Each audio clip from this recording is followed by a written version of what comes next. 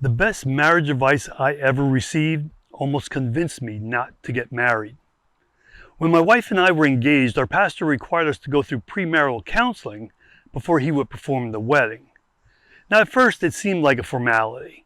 Then he handed us 5 cassette tapes about 5 stages of marriage. For anyone under 30, cassette tapes were those little plastic things we used before streaming. Ask your parents.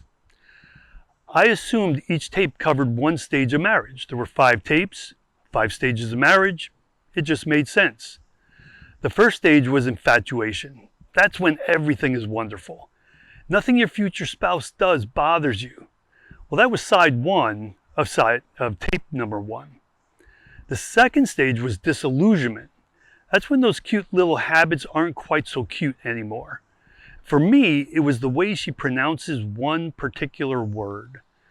At first I thought it was adorable, and a few months later, I just wanted to pull my hair out every time she said it. And if I take my hat off, you might assume I did. But that was side 2 of tape 1. Then came stage 3. This stage is called the stage of misery. The stage where people begin asking, why did I even get married? So I expected 1 tape, maybe 2, but instead the next 3.5 tapes, 7 sides, were all about the stage of misery. But not just how horrible it was, but how to get through it. But it was the horrible part that really stuck in my brain. By the time I finished listening, marriage didn't sound nearly as romantic as it had the week earlier. It sounded hard. It sounded really hard.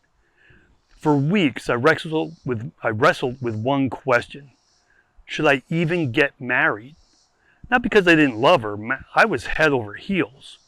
But now I knew something I couldn't unknow. The difficult days weren't just a possibility. They were a certainty. But like every young couple, part of me just wanted to believe our love was somehow different. That we'd be the exception to the rule. But what if we weren't? I kept thinking about it day after day. What if we reached that stage? What if we couldn't get through it?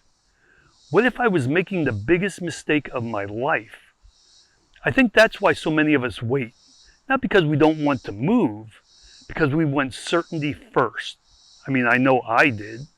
I kept waiting for certainty, but certainty never came. Instead, something else happened. One day I felt this overwhelming sense of peace. Now, nothing changed. The future was obviously still unknown. The difficult stages of marriage were still waiting somewhere ahead. I wasn't suddenly certain that everything was going to work out perfectly. I simply became convinced that whatever came, we could face it together. The goal wasn't to avoid those seasons. It was to learn how to walk through them together. This year, we're celebrating our 40th year of marriage. Those cassette tapes were right. Marriage isn't always easy. There were seasons when it was difficult, and I'm saying really difficult. But they also taught us how to get through those seasons. Looking back, I've realized something else. This story isn't really about marriage. It taught me something about every major decision I made after that.